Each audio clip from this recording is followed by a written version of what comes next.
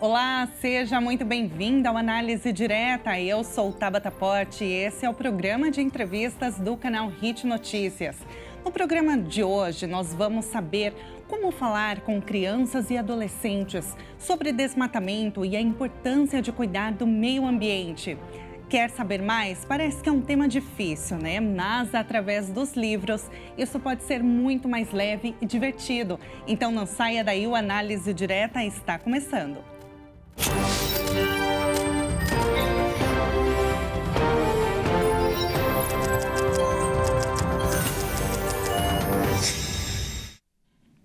Seja muito bem-vindo ao Análise Direta, transmitido para todo o Brasil em mais 191 países pelo canal 1 Europa.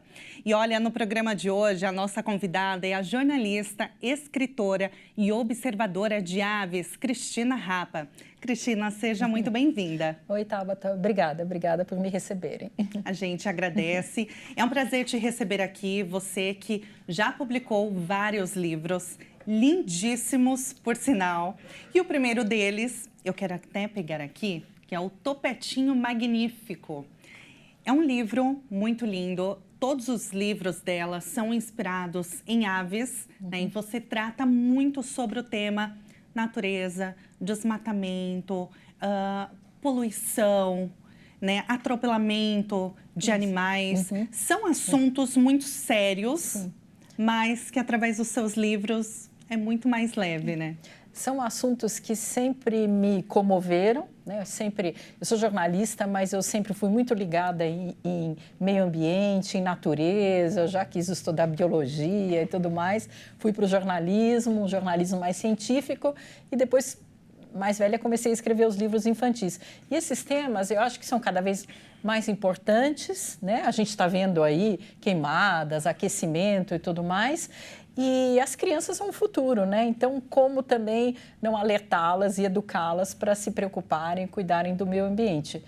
Mas, claro que é um desafio falar de temas sérios como esses para crianças, então eu tive que buscar uma linguagem até leve, com um pouco de humor e tudo mais. Muito cuidado com o ilustrador também, né? Para ser bem atraente, bem colorido e tudo mais. Uma curiosidade é que em todos os seus livros, as aves, elas são o personagem principal. Isso. Né? De onde vem essa paixão por aves?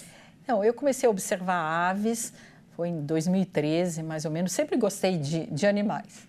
Mas aí fui para a observação de aves, convidada por amigos e cada vez mais começaram a me encantar.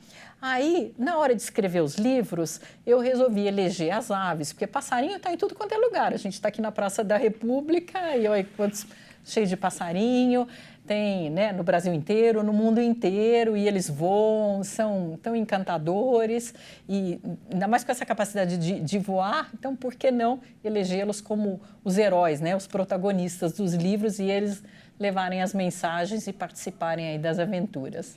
O Topetinho Magnífico, que foi o seu primeiro livro, você lançou em 2012. Isso. Você escreveu ele em 2012 mesmo ou foi antes? Foi antes. Eu escrevi, acho que um ano antes, em 2011, e no final de 2010 eu comecei a escrever, e aí mandei para a editora Melhoramentos. Tinha uma amiga que já escrevia livros para eles e parece que várias escolas estavam cada vez mais com demanda sobre temas ambientais. E essa minha amiga falou, olha, Melhoramentos está precisando de livros com esses temas, né? São preocupações aí das escolas e tudo mais, e você gosta desse assunto. Na época, eu nunca tinha escrito para criança. Eu falei, meu Deus, eu sou jornalista, mas que desafio escrever para criança. Mas, assim, foi uma imersão, veio a inspiração, escrevi, mandei o manuscrito, o texto, e a editora depois me mandou um contrato e tudo mais. E depois a gente ficou todo um trabalho para escolher o ilustrador. E eu lembro que o Maurício Veneza, ele falou, nossa, vai ser a primeira vez que eu vou ilustrar passarinhos, né? Então eu peguei uns guias de aves, tirei as fotos dos personagens. Eu senti muita preocupação com o rigor das informações, rigor científico. Então, não colocar uma ave fora totalmente do seu ambiente ou num comportamento muito diferente, que a ideia é educar, né, as crianças, os leitores. aí também, então, de todo esse trabalho de mandar essas informações para o ilustrador, a gente conversar e construir o livro juntos, né? E também com a editora, né? Na Melhoramentos. O Maurício Veneza, ele é ilustrador de mais de 100 livros, né? São muitos, muitos livros. E eu gostaria de mostrar para vocês, né, algumas ilustrações, porque realmente são lindos. São lindas as imagens, a arte dele é muito bonita, é bem voltada para criança, né? Eu não sei se vai dar para ver. E você contar um pouquinho sobre a história do Topetinho Magnífico. Tá. Olha só, gente. O Topetinho Magnífico é um dos menores beija-flores que existem, um beija-florzinho de menos de 5 centímetros, e ele é muito lindo. O macho tem esse topete vermelho, é muito fofo, e ele é típico da nossa Mata Atlântica, mas também tem no Cerrado. Essa ação desse livro se passa no Cerrado. E ele chamou a atenção de uns caçadores de aves. Aí eles acabam aprisionando o topetinho. Aí um dos companheiros fala, mas ele é muito pequeno. Não, mas é bom, porque todo mundo está morando em apartamento, é menor, vem no Japão e tal. Então, melhor um animal pequeno, acho que vai ser bom e tal. E jogam ele no porta-malas da van, tinha outras aves muito ameaçadas do Brasil. E aí tem toda a aventura das avezinhas tentando... Primeiro, cada uma começa a contar a sua história, se apresentar e depois tentar fugir. No fim, eles são pegos, né, pela polícia, tudo mais, e pelo IBAMA. E são... Aí aprende, não, a gente não está fazendo nada errado. E aí as autoridades falaram, não, estavam. Caçar animais silvestres é crime, né? É crime. Além de ser uma dó, né? Você aprisionar um passarinho que nunca fez mal para ninguém é um crime ambiental, né? Você ameaça a biodiversidade. É muito legal esse tema, porque assim, falar sobre... É aquilo, né, Cristina? Tem muitas pessoas que fazem isso de caçar ainda aves, e muitas delas em extinção, né? E não entendem o quanto isso é grave e que é crime, né? Sim, previsto em lei. Crime previsto na lei e tudo mais. E aí, eu vou só mostrar mais essa ilustração. Especialmente, piscitacídeos, né? Que são papagaios, araras e tudo mais, são os mais caçados, né? Essa e aí ilustração é muito legal. Com dinheiro e tal, e sempre tem alguém. E muitas vezes vai até para fora, né? São exportados, ou são vendidos em feiras aqui, né? Nos grandes centros, ou são exportados, né? Para a Europa ou para colecionadores. E é um grave crime ambiental, e eles pegam os caçadores, os ovos ou os filhotinhos nos ninhos. Quer dizer, além de você interferir na vida da família, né, das aves, você ameaça, muitos morrem no caminho, né? Normalmente a caça ocorre na região norte ou no nordeste. A gente entende que também tem um fator cultural, então tem que educar mesmo, né? Para a gravidade desse crime. E muito bacana, porque através desse livro você começou a fazer palestras também, né? Em escolas. Como que foi essa experiência de falar? Porque... uma coisa é você aqui no livro, né? Já é uma responsabilidade, né? Porque você está, como você disse, educando ambientalmente crianças, adolescentes. Mas você também ali, olho no olho, né? Com as crianças, nas escolas, nas instituições. Como que foi essa experiência? Bom, quando a Melhoramentos falou, algumas escolas adotaram o livro e outras têm interesse em adotar, vamos fazer um ciclo de palestras com as crianças. Nossa, me deu um frio na barriga, porque falar com criança é um desafio, né? Mas é ótimo, porque o que eles têm de ideias, eles dão sugestões. Aliás, um dos meus outros livros, depois, mais para frente, do Topetinho, que vai na Amazônia, foi uma criança, um menino que falou, tia... o topetinho tem asa, por que ele não vai voar? Vai para a Amazônia, vai conhecer outros lugares e tal. Aí, anos depois, eu acabei pegando essa ideia de uma das crianças, né, e desenvolvendo num dos meus livros. São muito curiosos, são abertos a tudo, a novas ideias, se interessam. Eu fui uma vez numa escola em que eles tinham... Nossa, eu até me emocionei quando cheguei. Eles tinham lido um livro, Ao Foi Topetinho, e montado uma peça de teatro. Um dos meninos tinha pintado um topete, sabe? Feito topete pintado de vermelho, encarnou o topetinho e tudo mais. Foi muito legal.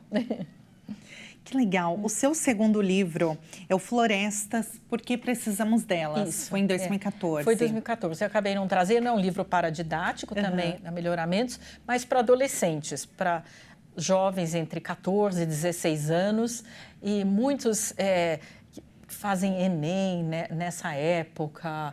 Então, caem várias questões sobre meio ambiente, sobre florestas, preservação de florestas e tudo mais. Então, foi um livro bastante adotado em escolas, mais para essa faixa etária. E você disse que, assim, você sempre gostou muito, até pensou em algumas vezes fazer biologia, Sim. né, estudar. Mas, assim, você não chegou a fazer na faculdade a graduação, mas você estuda muito, né? Porque precisa ter muito conhecimento para fazer essas histórias. Sempre amei biologia, sempre, e quase fui para biologia. Mas aí, como eu escrevia muito, gostava muito de escrever e ler, acabei indo para o jornalismo. E é engraçado como a vida leva a gente, porque um dos meus primeiros empregos foi na Folha de São Paulo, foi uma editoria de ciência. Sempre acabei indo para um jornalismo ambiental, científico, ou de agricultura, de agro, que também lida muito com natureza e tudo mais.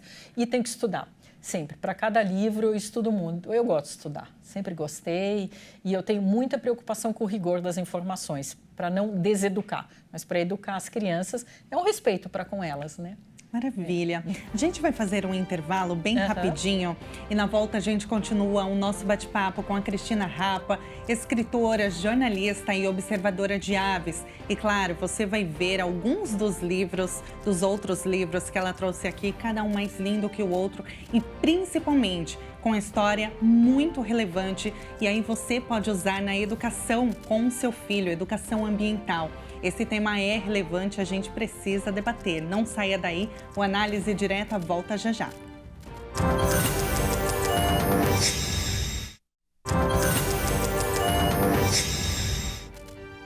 E o Análise Direta está de volta e eu te lembro que a nossa convidada de hoje é a Cristina Rapa, escritora, jornalista e observadora de aves, que é muito legal esse assunto, né? Falar observador de aves é algo além, né? Não é somente você olhar para o céu, tem todo um estudo, né?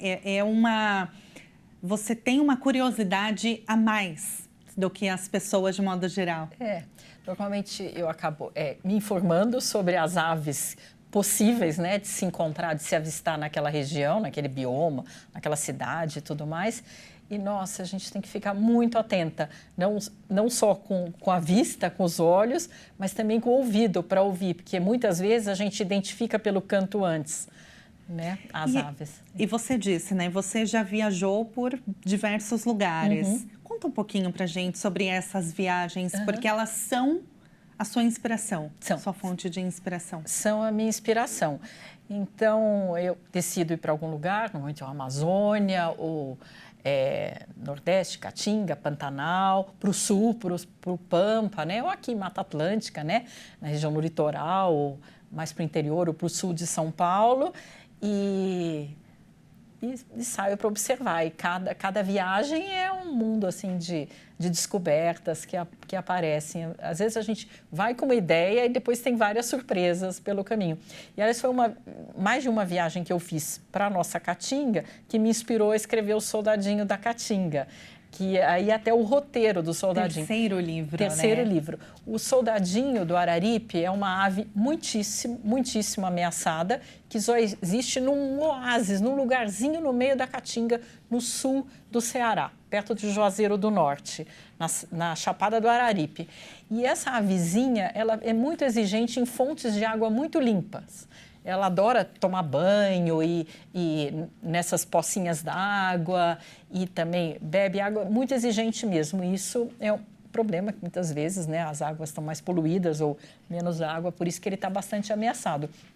E aí eu fiz esse roteiro de ir para a Chapada do Araripe, fui 4 vezes, e também o soldadinho com os amigos dele, com a soldadinha, a mulher dele, com outra vizinha da região, resolve viajar e até passa pela Bahia e vai até a Serra da Capivara, que é no Piauí, onde tem pinturas rupestres, é um lugar magnífico de história, né? Tem umas cavernas, tem umas pinturas rupestres, tem animais que só tem lá, um tatu muito ameaçado. Eu abordo a questão dos jegues, porque no Nordeste os jegues eram muito usados. De repente começaram a ser substituídos por motos e abandonados nas estradas, sabe, nas cidades, em praças, para morrer. Podem causar acidentes, podem ser atropelados, né? E aí é uma coisa muito séria. Então é outro problema para o qual eu alerto nesse livro, além da seca, valorização da cultura popular também nessa região. Tem uma festa de reisado que é muito bonita.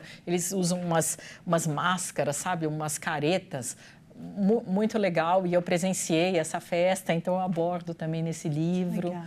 Quando você planeja uma viagem, você já vai com o intuito de buscar uma inspiração para escrever um livro? Ou não? É viagem a turismo mesmo? Bom, pode acontecer os 2 casos, de uma viagem para turismo, que alguém fala, vamos observar aves em tal lugar e tal. Mas lá eu sempre eu busco inspiração, sempre eu faço anotações, sempre eu volto com muitas ideias. Ou outras vezes, como acho que na 4ª vez que eu fui para a Chapada do Araripe, eu fiz esse roteiro, é porque já estava na minha cabeça o livro e eu queria consolidar essa ideia, então fazia a viagem, o tour do soldadinho, né? Qual foi, assim, o local, a região que você visitou que mais te impactou? Olha, eu acho que essa Chapada do Araripe, né, esse Nordeste, e também Canudos, no norte da Bahia. Canudos é muito interessante, não só uma cidade histórica, porque foi onde teve a Guerra de Canudos, toda aquela revolução liderada pelo Antônio Conselheiro. Então tem esse lado histórico e também é um dos únicos lugares onde se pode ver a arara azul de Lear, que é uma arara azul. Existem 3 araras azuis. A ararinha azul, que é muito ameaçada, está voltando, foram criados até em laboratórios para ver se recupera, se ela não se perde. Essa arara azul de Lear e aquela arara azul grande que tem no Pantanal. Essa arara azul de Lear tem nesse lugar, é maravilhoso, porque elas se alimentam de frutos de umas palmeiras que, justamente por causa do desmatamento, que está diminuindo a fonte de alimento delas, então reduzindo a sua população. E são uns paredões assim de terra avermelhada, aí você vê chegando aquela revoada de ararinhas azuis, sabe? Destoa. Nossa, é uma cena maravilhosa amanhecer naquele lugar. Me impactou muito, muito. E depois na Serra da Capivara também, nossa, as pinturas rupestres, as populações também de macacos e outros animais são muito bonitas e toda essa história também da Serra da Capivara, da preservação e tudo mais, bem bacana. E o Pantanal, outro lugar que eu gosto bastante também de ir. A educação ambiental aqui no Brasil, como que você analisa? É fraco? Precisa melhorar mais? Porque o Brasil, ele é tão rico, né? Tudo. E muita gente fala isso, né? As pessoas que vêm de outros países visitar nossas florestas, elas ficam encantadas, porque realmente o nosso país é maravilhoso. Maravilhoso, Mas falta um pouco mais da valorização, né, do brasileiro sobre o próprio país. Talvez aquela coisa de santos de casa não faz milagre, mas eu acho que cada vez mais está crescendo essa valorização. O Brasil é riquíssimo em biodiversidade, um dos lugares mais biodiversos do mundo. É o 2º maior lugar de número de espécies de aves. Primeiro é a Colômbia, até por causa da Cordilheira dos Andes, e depois é o Brasil, com 1.950 as espécies de aves.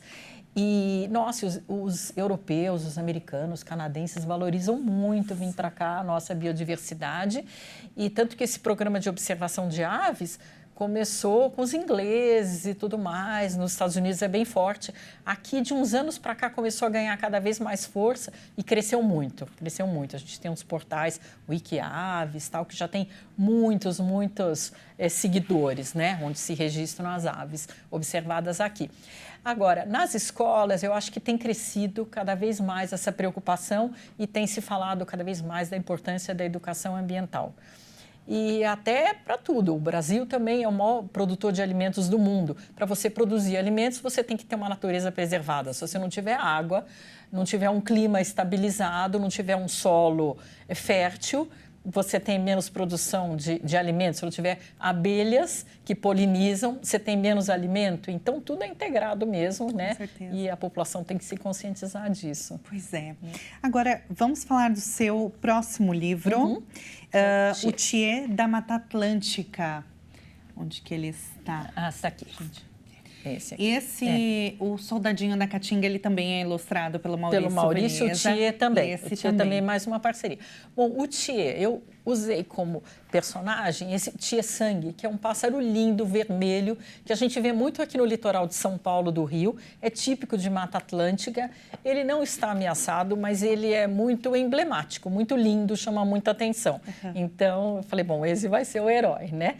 Aí, o que acontece? Então, a ação se passa no litoral e o Thier, a araponga, eles estão preocupados que estão cortando muitas árvores para ampliar, para fazer mais loteamentos,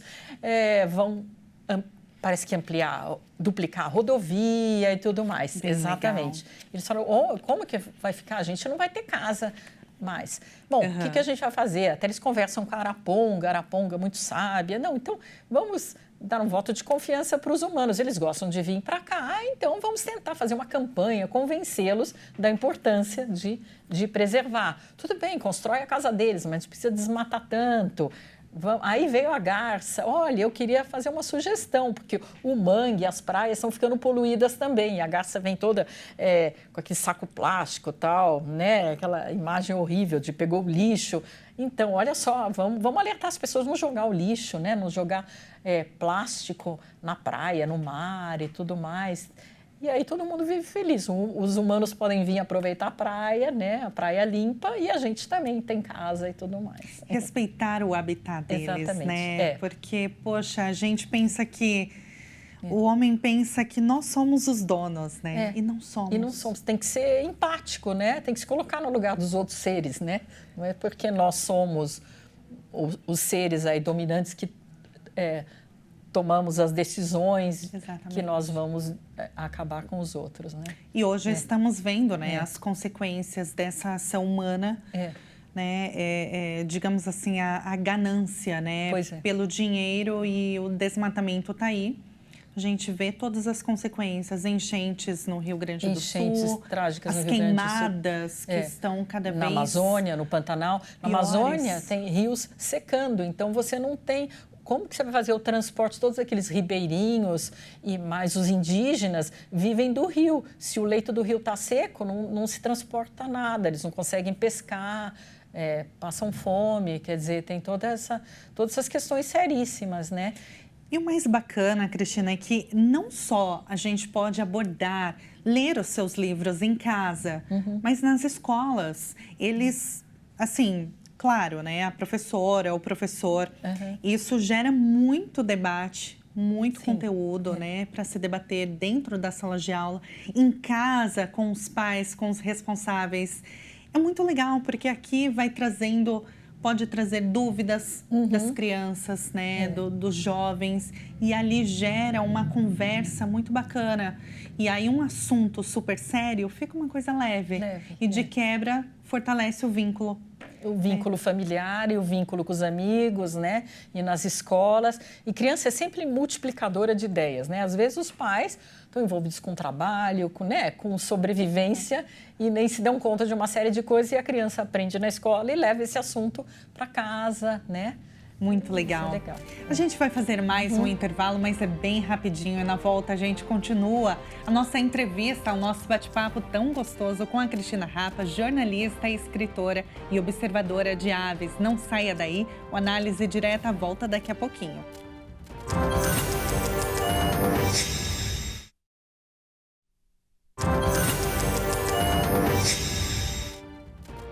O Análise Direta está de volta e eu te lembro que a nossa convidada de hoje é a Cristina Rapa, escritora, jornalista, observadora de aves. E o nosso assunto é educação ambiental. Como falar, como abordar esse assunto com crianças, com jovens, tanto nas escolas como também dentro de casa. Através dos livros dela, que você tem acompanhado aqui no nosso programa, esse assunto ele fica muito mais leve, muito mais divertido também. Cristina, eu queria agora falar sobre esse outro livro que você publicou. Ele tem uma ilustração diferente dos outros que a gente já falou aqui. A Gata Pérola, o Sabiá e o Mistério do Sumiço do Cachorro. De onde veio a inspiração dessa história? Conta um pouquinho. A inspiração veio da minha gata Pérola, que infelizmente morreu nesse ano, idosa, aos 17 anos, mas uma gatinha muito meiga e gordinha, muito comilona, SRD, né, sem raça definida, sem vergonha, apesar de ser gordinha, era muito ágil e cismava em caçar o sabiá laranjeira que ia comer a ração dela. Falava, Pérola, você já tem sua ração, nada de caçar o sabiá, não sei o quê. E a ação se passa numa cidade grande, que pode ser São Paulo, né, onde eu moro, e no livro a gata fica amiga no fim do sabiá, e o sabiá tem síndrome do pânico, de estresse, de viver na cidade grande, com tanto barulho e tudo mais, e tá com medo de voar. A gata falando, ai meu Deus, não faltava mais essa, né? E um sabiá que não voa.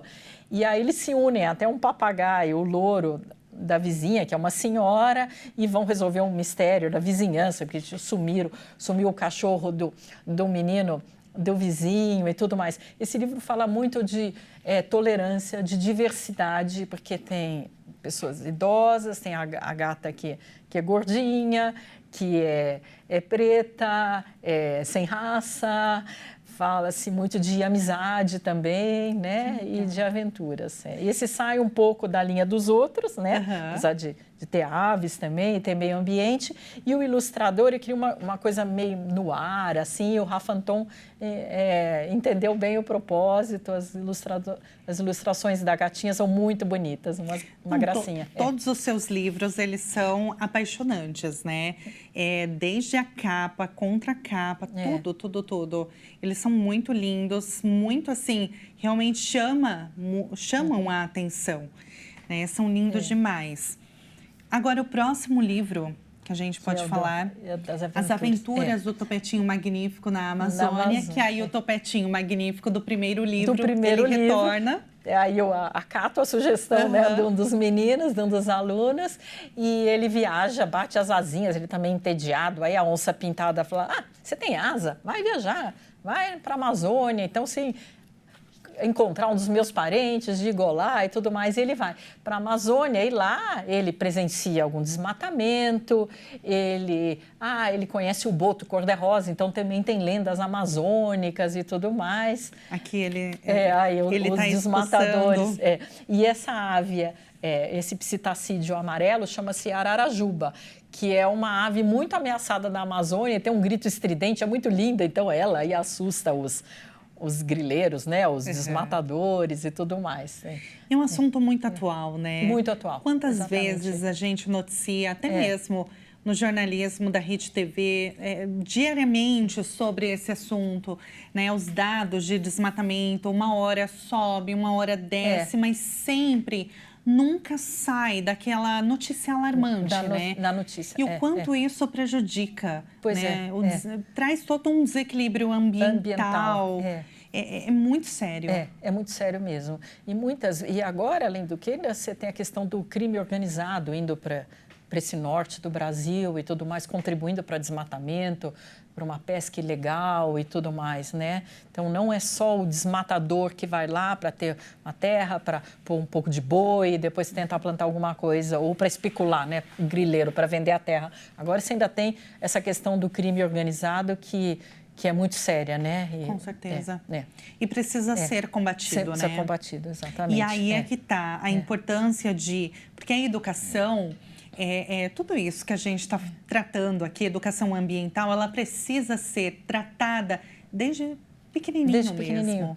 né, para falar com a criança a importância de respeitar o meio ambiente, né, jogar o lixo na lixeira, correto, no lugar correto, fazer a reciclagem, né, não só na rua, nas lixeiras corretas, em casa, ter essa educação mesmo dentro de casa, né, porque a gente está não só contribuindo para os coletores, né, que dependem, que se sustentam da reciclagem, mas também para trazer todo um equilíbrio, para que o nosso planeta ele possa ser mais sustentável, né? Exato.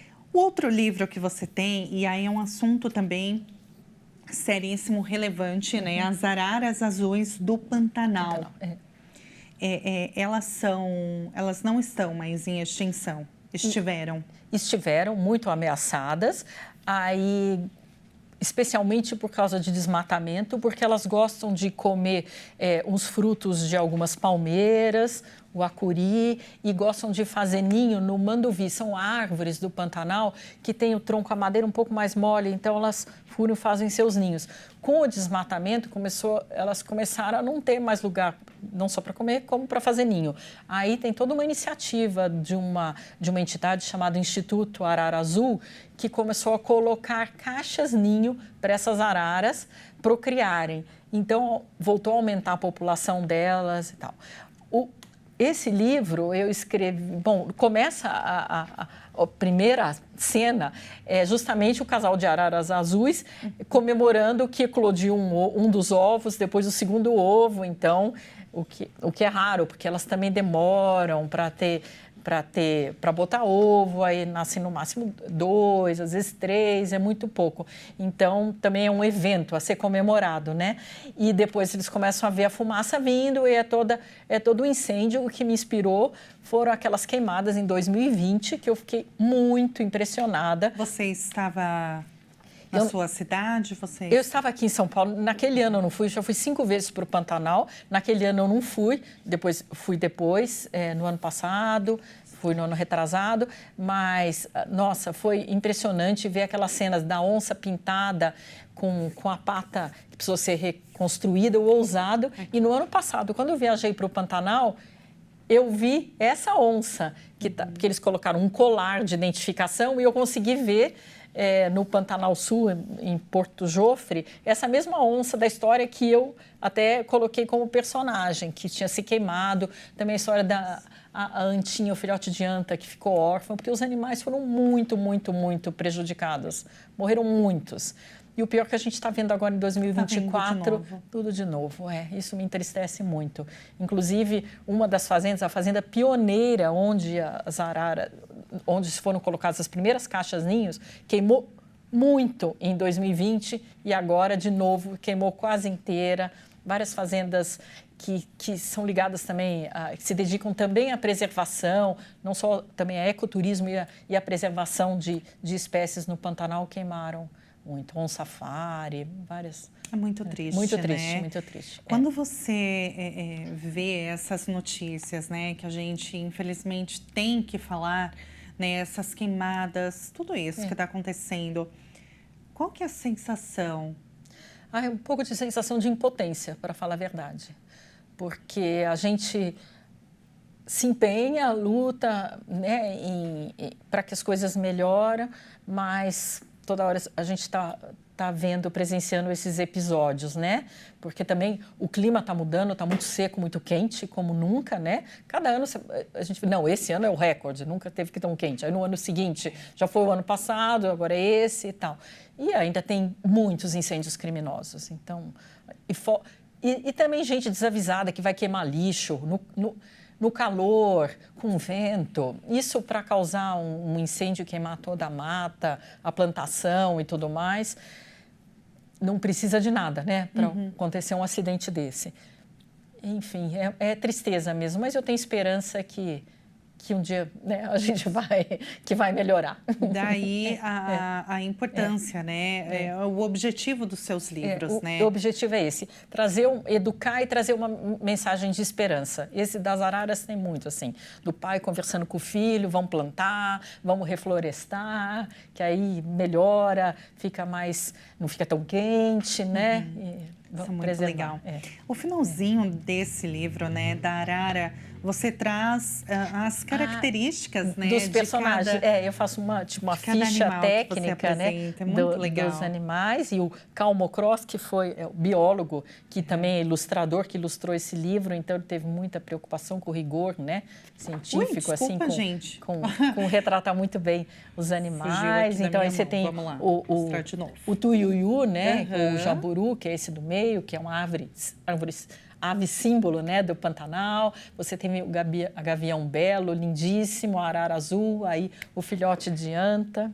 Muito legal. E é aquilo, né, que você disse, o seu empenho em estudar, porque você tem que estudar as espécies, né, o ambiente que elas são, o habitat natural delas, né?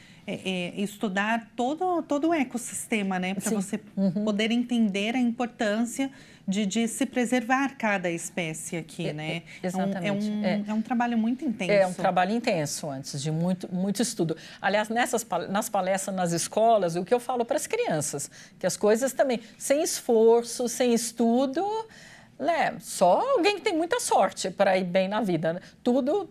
Tem muita dose de transpiração, e estudar é muito importante mesmo. Você tem a ajuda de algum biólogo, de algum especialista que está sempre te dando algum toque, que você precisa fazer alguma consulta?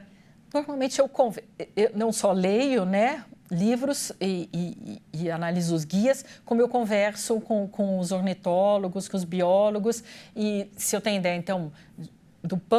do Pantanal, por exemplo, e o Pampa vai ser meu próximo livro, mas do Pantanal, então aí eu converso com biólogos especialistas, com gente de instituições, né, para também ideias de personagens, o que você acha, quais aves que eu vou colocar, que representam melhor esse bioma, esse ambiente, o que é mais significativo. E tem mais algum livro aí vindo?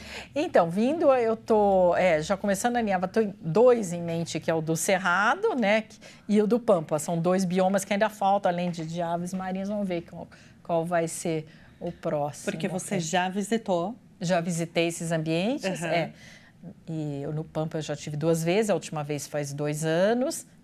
Aí recolhi uma série de informações. Eu também tiro fotos, né, das aves, do ambiente e tal. E o Cerrado, também viajo bastante para o Cerrado, é muito importante, né? É o berço aí das águas também, e também toda a nossa produção de alimentos hoje em dia está baseada no Cerrado, mas também tem que cuidar da vegetação, não dá para desmatar totalmente só para plantar soja, porque aí depois a soja também não tem como nem crescer, se tiver muito calor e sem chuva.